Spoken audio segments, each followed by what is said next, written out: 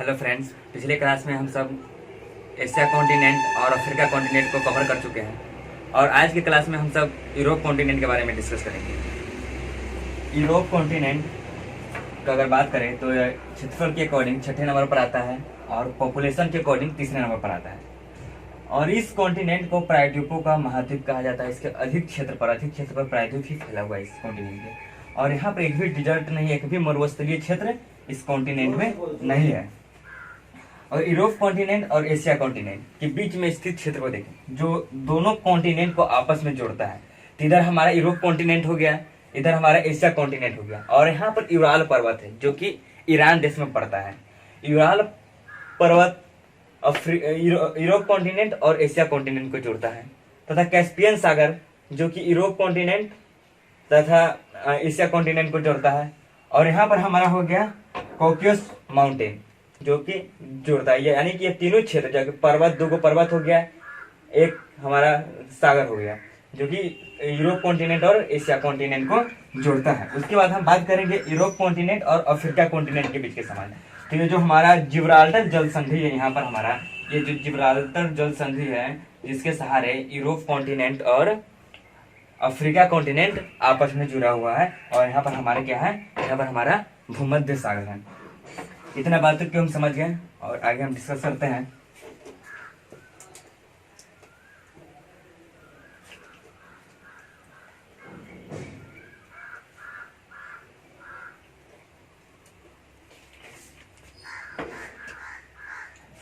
Europe continent की सबसे ऊंची चोटी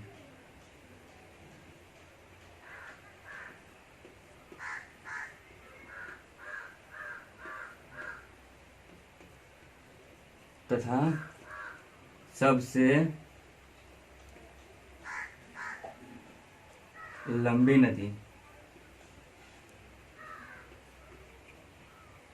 और सबसे बड़ी नदी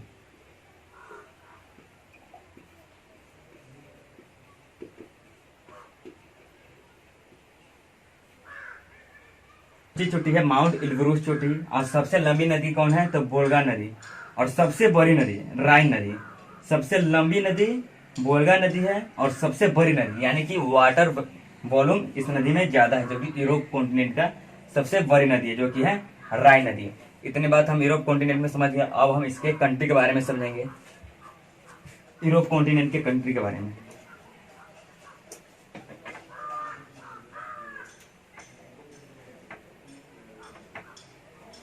यूरोप कॉन्टिनेंट का पहला कंट्री आता है फ्रांस। अगर हम इसकी राजधानी की बात करें, इसकी राजधानी कहां पर है, तो इसकी राजधानी पेरिस में है, जो कि सीन नदी के किनारे स्थित है। सीन नदी के किनारे स्थित है। सीन नदी के किनारे स्थित है। फ्रांस की राजधानी कहां पर है, पेरिस है, जो कि सीन नदी के किनारे है। इसे सुंदरियों का शहर कहा जाता है। सुंदरियों का शहर कहा जाता है पेरिस को। ये सुंदरियों का शहर कहा जाता है।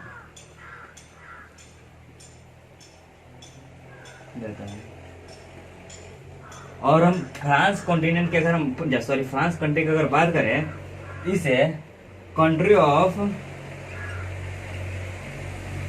ऑफ फार्मर्स कहा जाता है। कंट्री ऑफ फार्मर्स क्यों कहा जाता है, क्योंकि यह कृषि के मामले में आत्मनिर्भर है। कृषि के मामले में यह कंट्री आत्मनिर्भर है कृषि के मामले में यह कंट्री, और ये बहुत हाई डेवलप कंट्री है। नेक्स्ट कंट्री हमारा है इटली। और इटली को यूरोप का भारत कहा जाता है। इटली यूरोप का एक देश है जिसे यूरोप का भारत कहा जाता है। भारत क्यों कहा जाता है, क्योंकि यहाँ गंगा की तरह पो नदी बहती है। यहाँ पर भी एक नदी बहती है जो कि गंगा की तरह है, और इसे इटली का गंगा कहा जाता है। और इसकी राजधानी की बात करें तो इटली का राजधानी कहाँ है, तो इटली का राजधानी रोम है। और यहाँ पर अंगूर और जैतून का बहुत अधिक उत्पादन होता है। और इटली में एक शहर है जिसका नाम है वेनिस। इसे एड्रियाटिक की रानी कहा जाता है। इतनी बात हम सब इटली के बारे में जाने, और नेक्स्ट कंट्री हम सब नॉर्वे के बारे में पढ़ेंगे।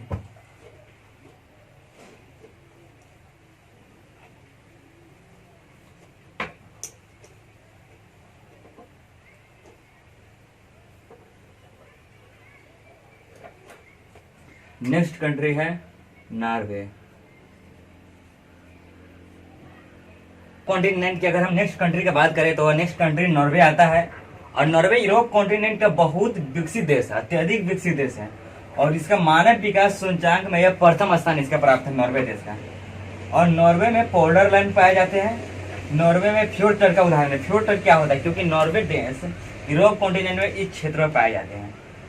यहाँ पर कटा छटा क्षेत्र है, जैसे कि एक जगह मौजूद नहीं है, बीच में जल वाला स्थान है, फिर यहाँ पर जल वाला स्थान है, फिर यहाँ पर ऐसे है। तो कटा क्षेत्र में नॉर्वे देश बसा हुआ है, इसलिए इसे हम फ्योर्ड तट के नाम से जाने जाते हैं। और इसके नॉर्थ भाग में यहाँ पर एक सागर है, उत्तरी सागर, जिसके जरिए नॉर्वे देश उत्तरी सागर से बिजली का उत्पादन करता है।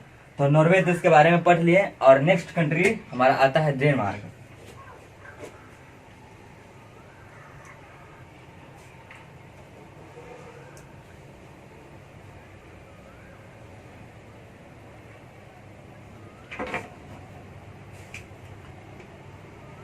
नेक्स्ट कंट्री है डेनमार्क।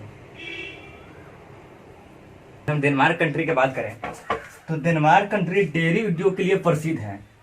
और यहाँ पर जुटलैंड प्रायद्वीप पाए जाते हैं, जहाँ पर अंतर्राष्ट्रीय बीज भंडार स्थित है। और यहाँ पर विश्व की बहुत बड़ी गौशाला है, जिस कारण यह डेयरी उद्योग के लिए प्रसिद्ध है। डेयरी उद्योग की अगर बात करें तो दूध से संबंधित उत्पादन यहाँ पर बहुत अधिक होता है। और यहाँ पर विश्व की बहुत बड़ी गौशाला है, जहाँ पर विश्व की बहुत बड़ी गौशाला, इसका मतलब दूध का उत्पादन भी ज्यादा होता हुआ।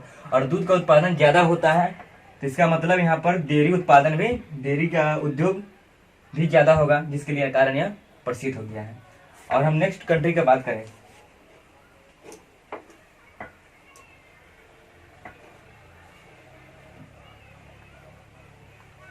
नेक्स्ट कंट्री हमारा आता है फिनलैंड।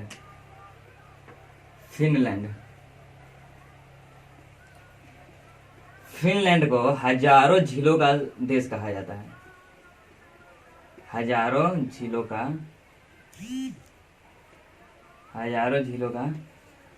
देश कहा जाता है।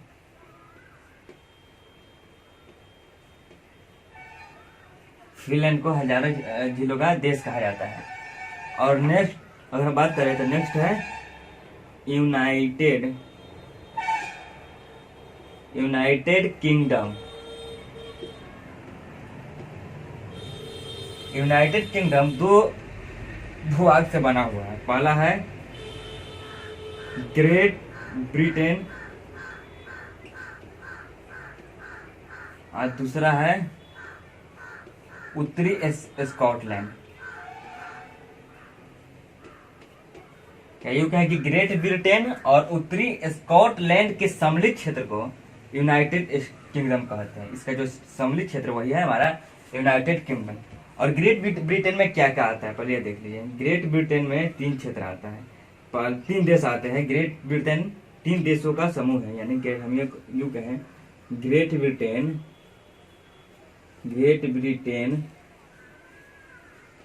3 देशों का समूह है। 3 देशों का समूह है। ग्रेट ब्रिटेन 3 देशों का समूह है। और ग्रेट ब्रिटेन में 3 देश कौन कौन है तो पहला है इंग्लैंड, दूसरा है वेल्स और तीसरा है आयरलैंड। तीसरा क्या है आयरलैंड।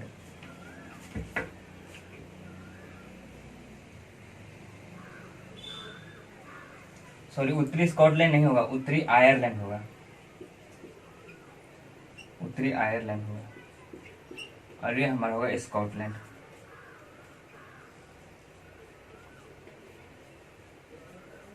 यूं कहे कि यूनाइटेड किंगडम में उत्तरी आयरलैंड, इंग्लैंड और वेल्स और स्कॉटलैंड इस चारों का जो क्षेत्र है वही हमारा क्या कहलाता है, वही हमारा कहलाता है, वही हमारा क्या कहलाता है, वही कहलाता है यूनाइटेड किंगडम। और आगे यूनाइटेड किंगडम के बारे में बात करें, इंग्लैंड, इसका राजधानी के बारे में, तो इसका राजधानी कहाँ है, इसका राजधानी लंदन है। कहाँ पर मौजूद है, तो यह टेम्स नदी के किनारे मौजूद है, टेम्स नदी के किनारे, ये टेम्स नदी के किनारे मौजूद है। इतनी बात को हम जान लिए और इसको हम बताते हैं।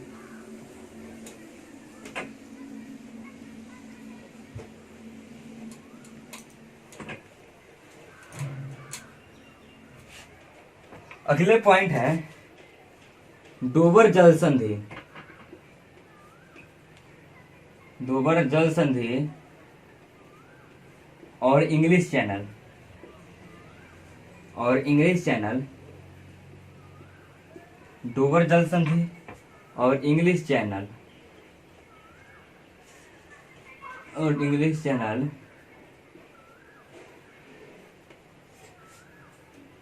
फ्रांस और यूनाइटेड स्टेट को अलग करती है।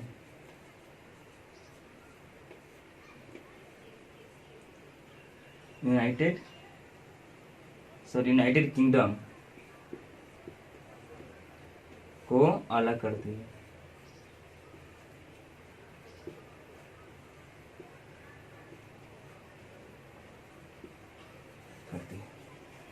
इतनी बात तक हम समझ गए। और नेक्स्ट कंट्री है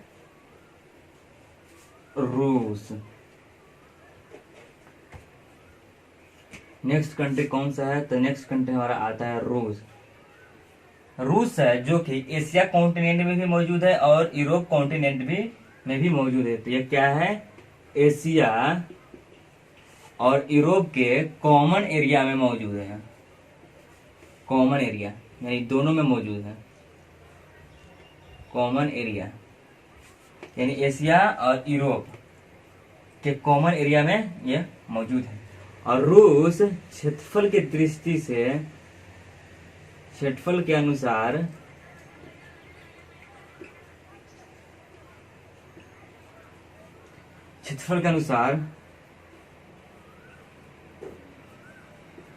विश्व का सबसे बड़ा देश है।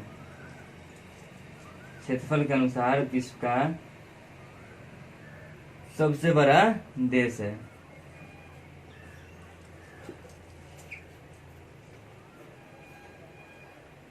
रूस में भी एक रेलवे लाइन है जो कि विश्व का सबसे बड़ा रेलवे लाइन है।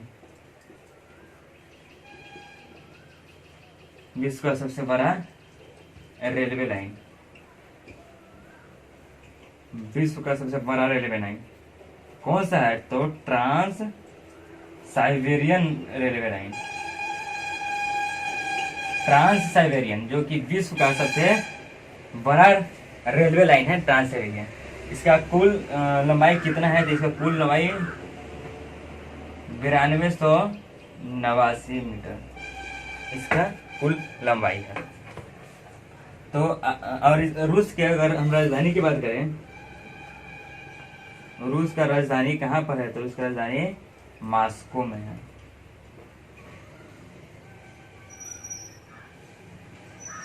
और उसका राजधानी मॉस्को में स्थित है। तो आज की क्लास में हम सब यही खत्म करते हैं और अगले क्लास में हम ऑस्ट्रेलिया कॉन्टिनेंट के बारे में बतलाएंगे और उसके बाद नॉर्थ अमेरिका और साउथ अमेरिका, 3 कॉन्टिनेंट हम सब खत्म कर चुके हैं।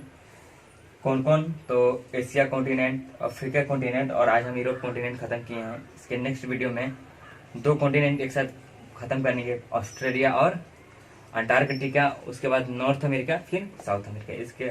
इसके बाद हम सब का कॉन्टिनेंट जो टॉपिक है वह समाप्त हो जाएगा। उसके बाद हम सब नेक्स्ट टॉपिक फिर से दूसरा पढ़ेंगे।